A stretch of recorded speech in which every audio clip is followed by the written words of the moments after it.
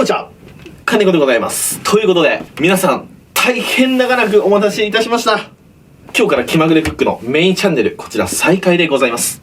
セカンドチャンネルはかなり上げてたんですけどね。それでまず皆さんになぜこの期間お休みをいただいていたのか、その理由をご説明したいと思います。育休と健康診断、これは説明したんですけど、最後のメインチャンネルのリニューアルっていうところ、これを詳しく説明しませんでした。あえてしませんでした。それをやっと説明できます。単刀直入に言いますと、こちらの5年間使ったスタジオ、こちらとお別れします。ここのスタジオなんですけど、初めて言うんですけど、ここ、僕の亡くなったおばあちゃんの家なんですよ。で、亡くなったおばあちゃん家の部屋の一角に勝手にキッチンとかつけて、で、YouTube を始めたんですね。だからこの部屋っていうのは、こういうおかしなところにキッチンがついてますよね。本当はこんなとこにつくはずがないとこにキッチンがついてます。で、エアコンもこんなとこにあって、もちろん換気扇もありません。それに土壁です。土壁のとこに一口コンロがあるっていう変わったキッチンなんですよね。なぜこのスタジオとお別れするのかと言いますと、いろんな理由があります。まず一つ目が建物の老朽化です。ここむちゃくちゃもうボロボロなんですね。こことかもう正直ベコベコしてもう抜けそうなんですよね。こことか。わかりますかね、これ音聞こえますか？キシッキシッキシッキシッって言いますよね。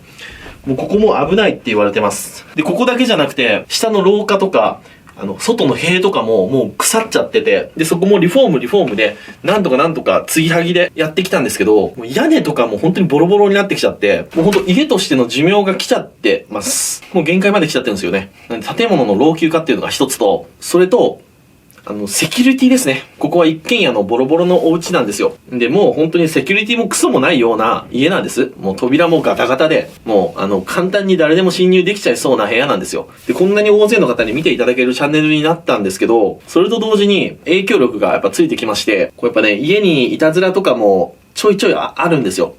正直、俺あんまり動画ではこれ言わなかったですけど、言うとまたなんかネットニュースとか取り上げられたりだとか、なんか騒がれて、また余計来るんじゃないかなと思って、僕は黙ってましたけど、結構その家に来ちゃったりだとか、なんか外からカメラでパシャパシャパシャって撮っていく人がいたりだとか、監視カメラは後付けで付けてありますんで、全部外の様子は見えるんですよ。本当にそういうのはやめていただきたいですね。そういうのがあると怖いんですよ。本当に怖いんです。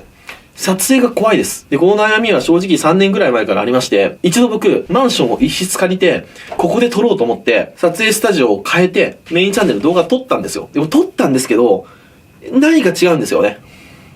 キッチンのスペースもいいし、セキュリティも万全なマンションなんですけど、何かが違う。なんか中途半端なんですよ。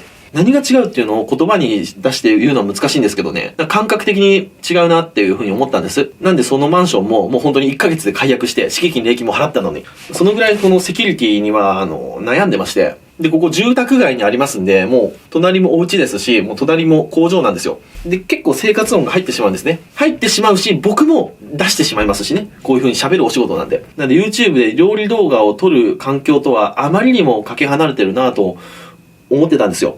ずっと。でもやっぱりこのスタジオでやってきた良さ、何百万人登録者いるのに、こういう古風なところでずっとやってるっていう親近感、それも僕の動画の一つのスパイスになってたと思います。寂しいんですけど、今後 YouTube をずっと続けていく上で、この決断は絶対どこかでしないといけない決断でしたので、今年のこの6年目、ちょうどぐらいのこのタイミングでスタジオを変えさせていただきます。それと、トラについてなんですけど、トラちゃんはもう他のお家にお引っ越しを完了してます。実家兼猫のお家みたいなところがあるんですけど、そちらに移動しております。またトラちゃんと一緒にそちらのお部屋は皆さんにご紹介したいなと思ってます。だいぶ前からトラちゃんはお引っ越し済みで、もう今の環境にもすっかり慣れております。新しいスタジオを建てました。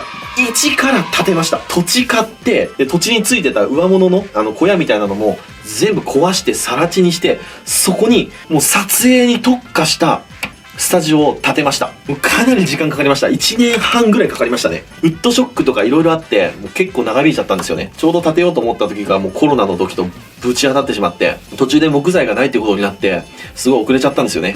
なのでこの年末年始のこのね、皆さんが動画楽しみにしてくださる時期に、こういう休止になってしまいました。でも子供が生まれたタイミングとちょうど被ったんで、ちょうどいいっちゃちょうどよかったです。育休と家の準備で2回休止しなきゃいけないとこだったのが1回で済んだんでね、正直ものすごく寂しいです。ここのスタジオも僕2週間ぶりぐらいに今入ったんですけど、なんかこ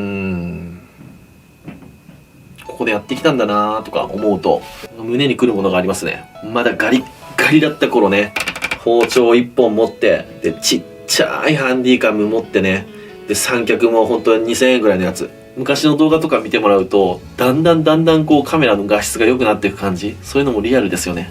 いや、コラボ撮影でいろんな人も来てもらったなー。時には海外でものすごく当たって、とんでもない再生数になったり、たまに炎上しちゃったり、なんかいろいろ思い入れのあるキッチンなんですよね。ここから完全に僕の人生が変わりましたからね。社会人時代からもう一変しましたね。街歩いて声かけられる人生になるなんて僕は夢にも思ってなかったですからね。ましてや僕人前に出て目立ちたいみたいなタイプでもないので、本当にたまにね、これ夢なんじゃないのかなとか思うことありますもん。寝る前とか。本当に皆さんに支えられてるなっていうふうに思います。社会人時代とはまた違った YouTube の難しさっていうのに苦戦して悩んだ時期もあります。数字が大きくなればなるほどいろんな配慮が必要だし、発言も制限されるし、かといって個性はなくせれないし、でも好感度上げすぎても反発した時怖いし、あまり動画とかで言ってないけど結構悩んだ時期ありますね。いろいろ動画撮ったけど僕は次のステップに進みます。軽くルームツアーみたいなことしましょうか。最後にちょっとかなり汚いんですけどね、今荷物とかもう搬入してる最中なんでね。まずここが僕の挨拶と実食のところですね。こういう感じになってます。ちっちゃい外付けライトと田舎のこういうライトでやってます。で、上も土壁です。これ見てください、これ。もうスッカスカですから。もうここの部屋じゃないんですけど、他の部屋は雨漏りだらけです。隙間風もビュービューです。で、こう行きまして、ここがキッチンですね。で、この下にお鍋とか、こういうのがあるんですよ。大皿とか、ここから出してたんですよ。ここに水槽とか、生きた魚とか入れるときに使うやつですね。で、ここの中は、煮猿とか、こういう木の猿、木製とか竹製の猿が入ってます。ここが包丁ですね。包丁がたくさん入ってたり。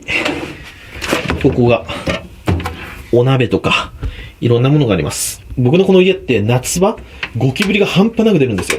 ボロ屋なんで。もうそれも恐怖で仕方なかったポイントですね。で、ここがこういう感じですね。で、こう来て、こちらがもう物置ですね。もういろんなもの、船盛りとか、もう使ったものとか、新品の調味料とかいろいろ入ってます。すごいです。ごちゃごちゃです。で、実はこれ2階で撮影してたんですよ。こうで。で、1階に降りていくと。で、1階に降りて、で、こっちも物置です。で、ここが、トイレが2つあります。こう、トイレもね、もうリフォームしたんですよ。綺麗ですよね、トイレだけ。トイレの床も張り替えたんですよ。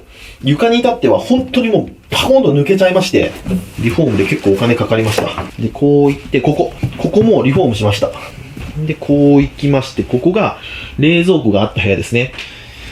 もうコールドテーブル、移動済みです。で、こう行きまして、ここも全部リフォームで床を変えました。